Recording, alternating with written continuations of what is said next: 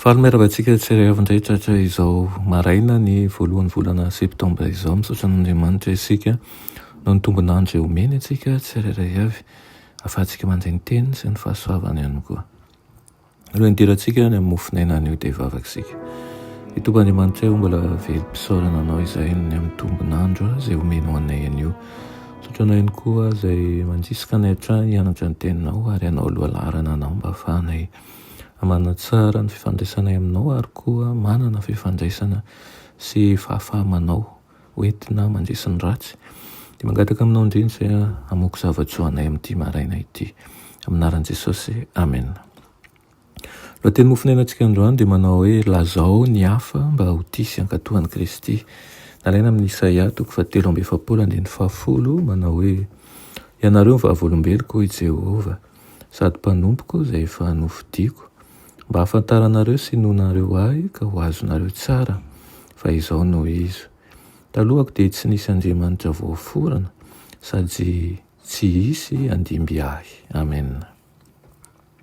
Miezaka manjakarivo Satana manodidina antsika hiala amin'ny fahatokiana sy ny fahavitrihana amin'ireo asa manan-danja, amin'ny fiomanana amin'ilay toe-javatra lehibe izay izahan-toetra ny fanahy tsirairay.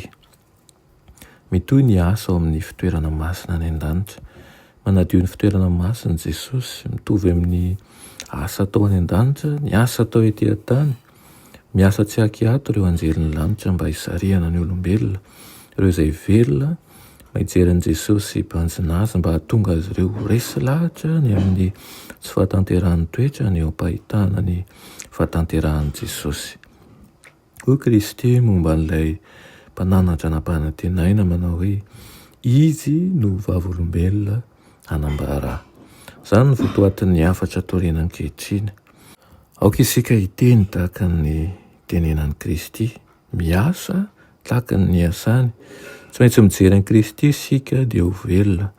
Rehefa tsapantsika ny fahatsarany Kristy dia haniry fatotra ny ampiseho ny hatsaram-panahiny sy ny fahamarinana isika.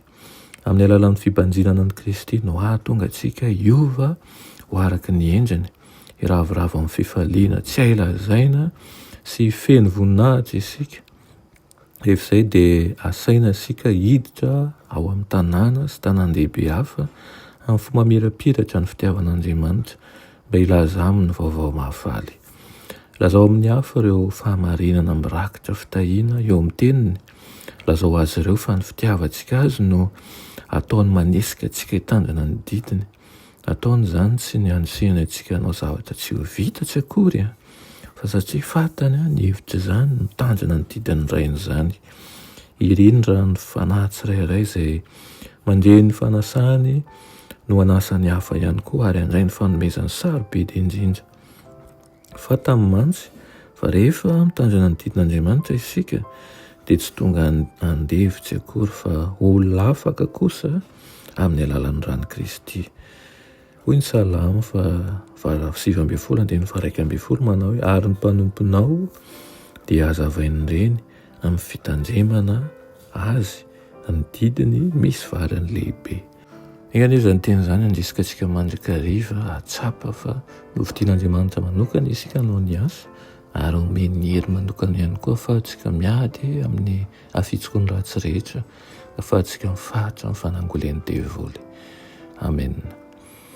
Ry Tompon'Andriamanitra eo mbola misaotra anao izay ny amin'izany teninao izany, miangavy anao izay ireo mba handrotsaka ny fitahianao amin'ny tsirairay avy, ny fahamasinanao, ny herinao ary indrindra ny fanahinao masina ankahery anay. Ampio izy ahay mba hahajoro hatrany, narisy-po ihany koa anao ny asanao, ahatefeo ny fonay ny fisainanay anahaka anao tokoa. Amin'ny anaran'i Jesosy, amen.